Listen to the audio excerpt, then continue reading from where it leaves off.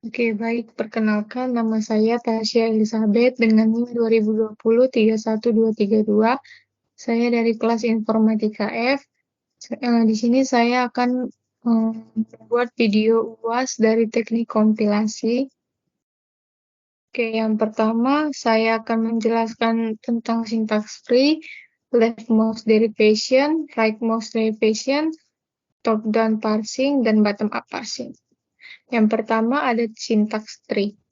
Syntax tree itu merupakan kumpulan node yang saling terhubung satu sama lain dalam satu kesatuan yang membentuk layaknya struktur sebuah pohon. Nah, jadi struktur pohon itu adalah satu cara untuk mempresentasikan suatu struktur hierarki atau one-to-many secara grafis yang mirip sebuah pohon, walaupun pohon tersebut hanya dampak sebagai kumpulan node-node dari atas ke bawah.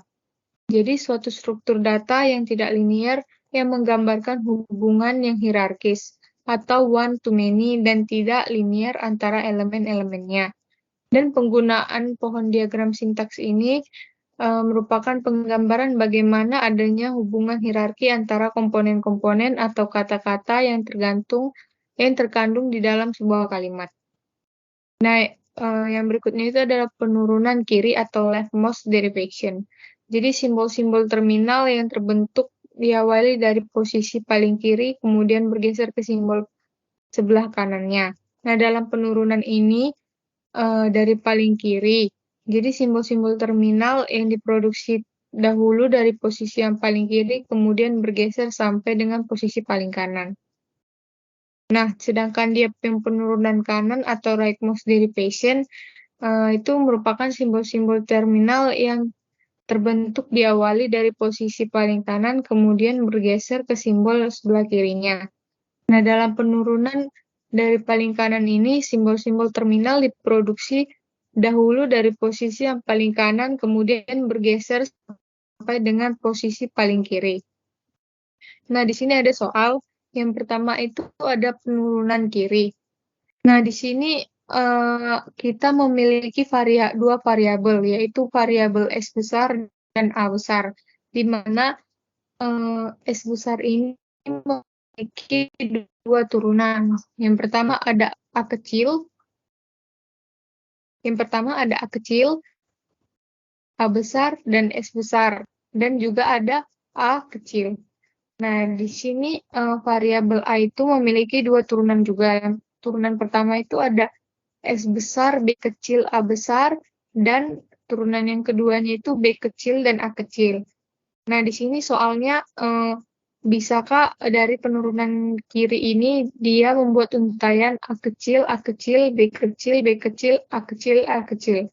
Nah, jadi di sini penurunan yang paling kirinya yang pertama kita buat di sini ada S yang merupakan turunan pertama ini startnya S. Nah, lalu S ini jika kita buat penurunan pertamanya itu yaitu A kecil, berarti penurunannya itu selesai. Sedangkan jika kita memilih yang pertama itu ada A kecil, A besar, dan S besar. Nah, jadi kita pilih yang A kecil, A besar, S besar. Nah, di sini jika dia penurunan dari kiri, maka kita harus menyelesaikan dari kiri dulu. Nah, karena tadi penurunan yang paling kirinya adalah A kecil, maka untaiannya sudah selesai pada A kecil karena untaian yang diminta sudah terdeteksi yaitu A kecil, yang pertama A kecil. Nah, jadi kita hanya memiliki dua A besar dan S besar. Yang paling kiri adalah A besar, maka A besar yang harus diselesaikan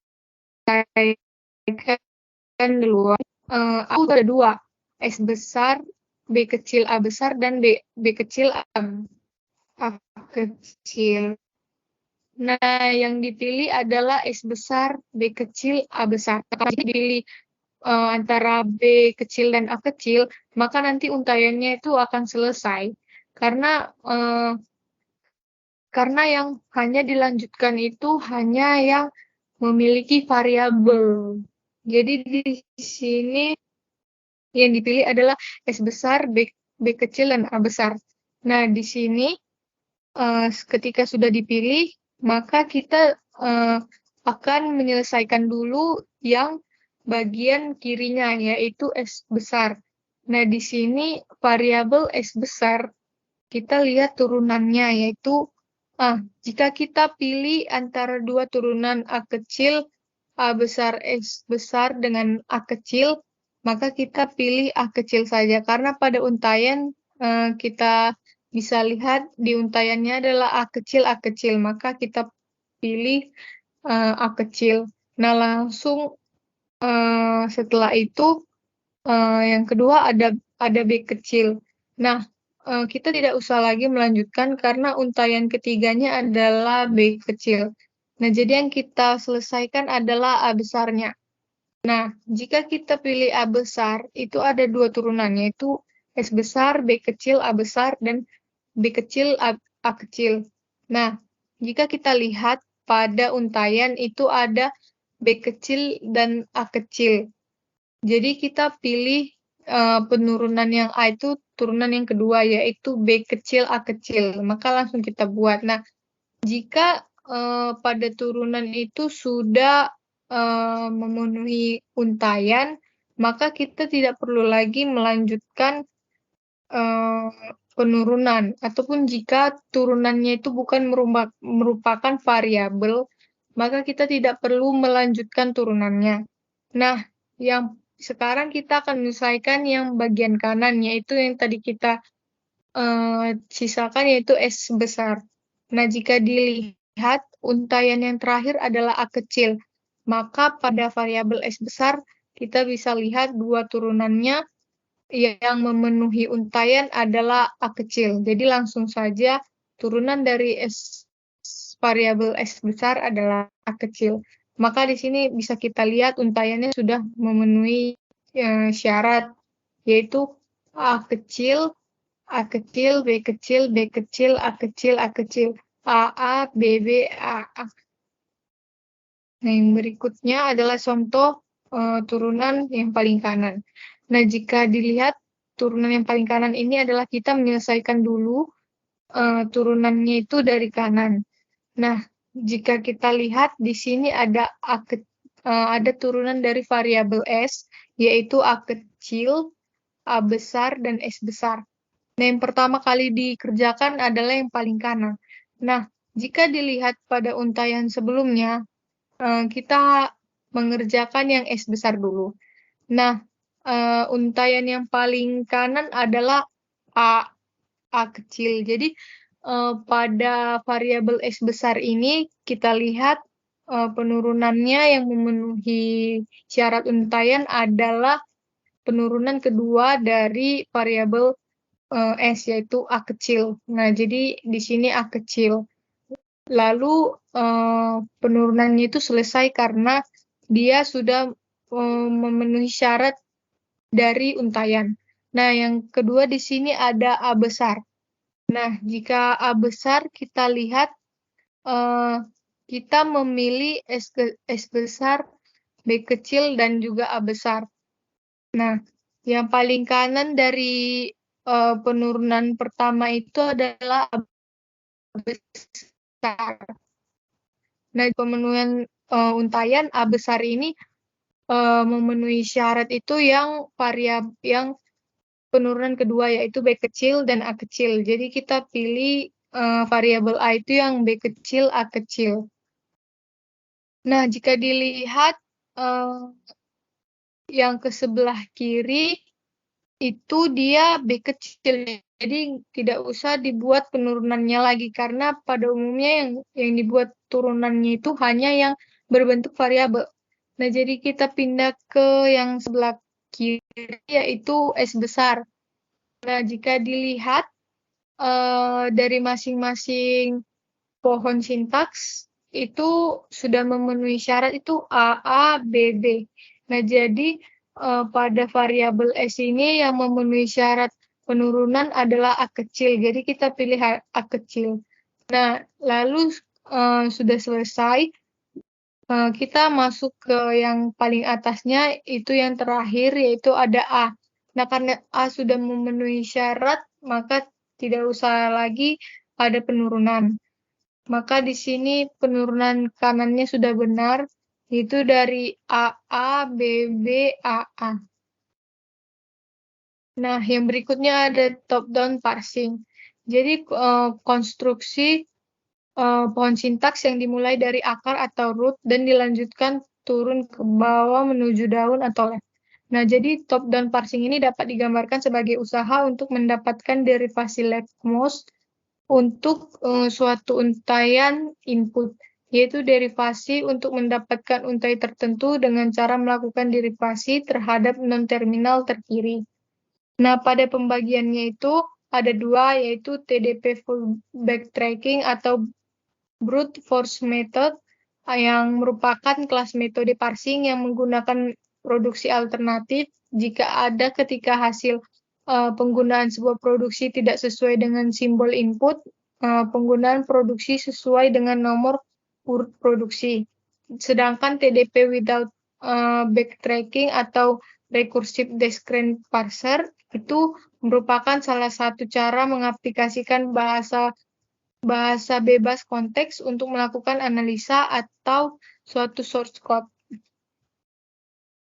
Nah, jadi di sini saya menerapkan codingan dari top-down parsing. Saya menggunakan Jupyter. Jadi di sini dia ada inputannya itu def, angka, n, lookup. Terus if n lebih kecil sama dengan 1, lookup n sama dengan n, if lookup n is known, lookup n sama dengan angka n dikurang 1, lookup ditambah angka n dikurang 2, lookup, terus return, lookup n, def, main, n sama dengan 17. Nah, di sini ada pun runningannya itu yang ada di bawah, yaitu number is top down parsing 1597. Nah, sedangkan bottom up parsing itu merupakan sebuah metode parsing berbasis rule dengan membentuk parse tree dari left atau bottom lalu ke root atau akar. Nah, metode ini melakukan proses parsing dengan berdasarkan pada grammars yang didapatkan dari proses ekstraksi tree bank, lalu menghasilkan parse tree dengan membentuk constituency tree. Nah, lalu bottom up parser ini bekerja dengan cara mengambil satu demi satu kata kalimat yang diberikan untuk dirangkai menjadi konstituen yang lebih besar. Nah, hal ini dilakukan terus-menerus sampai konstituen yang terbentuk ialah sentence atau kalimat. Nah, di sini saya juga menerapkan codingan dari bottom up parsing, yang mana di sini saya menggunakan Jupyter juga, di mana di sini saya membuat codingannya itu def angka n, array declaration f 0 dikali dengan n ditambah 1, terus base case assignment-nya f1 sama dengan 1, lalu for i in range 2, n ditambah 1, fi sama dengan fi dikurang 1 ditambah f I dikurang 2, return fn, def main, n sama dengan 23, print, bottom up parsing, angka n. Nah, lalu di sini ada pun runningannya itu adalah bottom up parsing 28657. Nah, sekian penjelasan saya tentang video dari UAS Teknik Kompilasi. Adapun salah dan kurang, saya mohon maaf. Terima kasih.